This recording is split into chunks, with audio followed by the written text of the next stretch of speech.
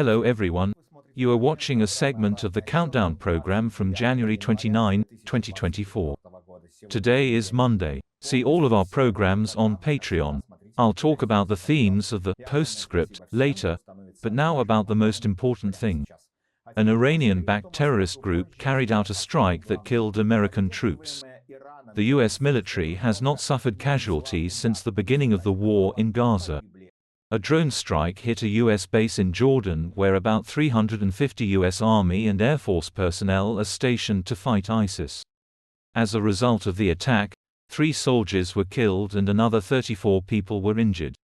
This event has put President Biden in a difficult position.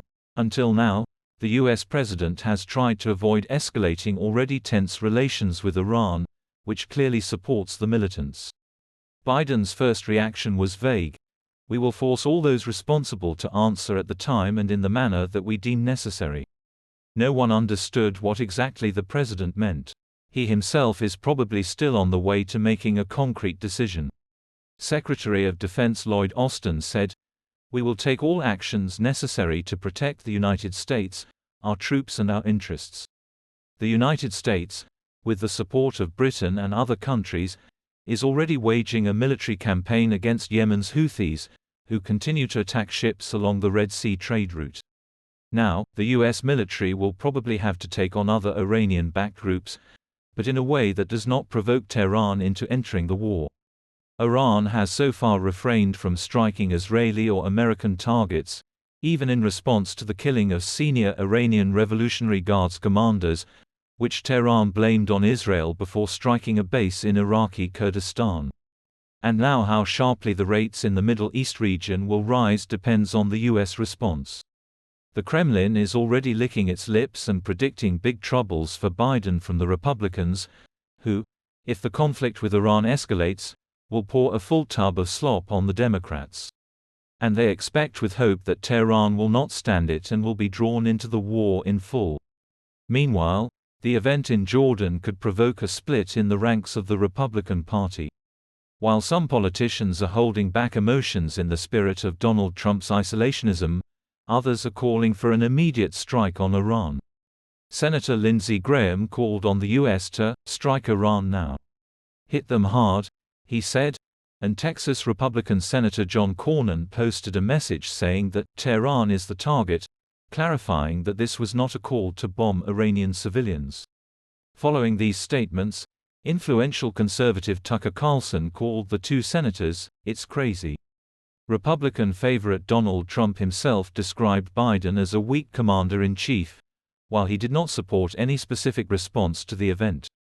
This terrible day is further proof that we need to immediately return to peace through strength so that there is no more chaos, destruction and loss of precious American lives, the former president said evasively, without specifying what actions he had in mind.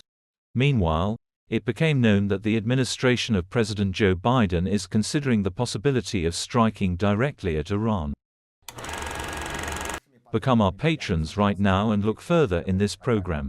The first round of presidential elections took place in Finland last Sunday. The second round will take place on February 11. Meanwhile, the Pamfilovsky Central Election Commission of the Russian Federation registered Putin as a candidate in its pseudo-elections. Ukraine and Europe are waiting for the results of the EU summit, which will take place on February 1. On the eve of the summit, pro-Kremlin pacifists became more active.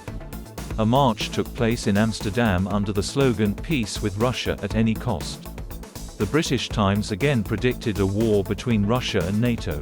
According to the publication, the leaders of NATO member countries are convinced that they have very little time and are preparing to agree on the introduction of a military Schengen system. Watch in the program, Postscript. The system began to intensively legend its agents abroad. Navalnyists are being tried in absentia, strengthening their agents in the EU countries and Britain. And Mark Fayden rushed overseas, hoping to legalize himself in the USA.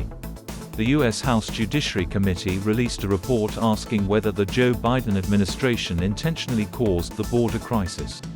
And that is all. See our full programs on Patreon. And I welcome everyone who is becoming our patrons right now. Hug everyone. See you on Thursday. Glory to Ukraine. Слава Україні!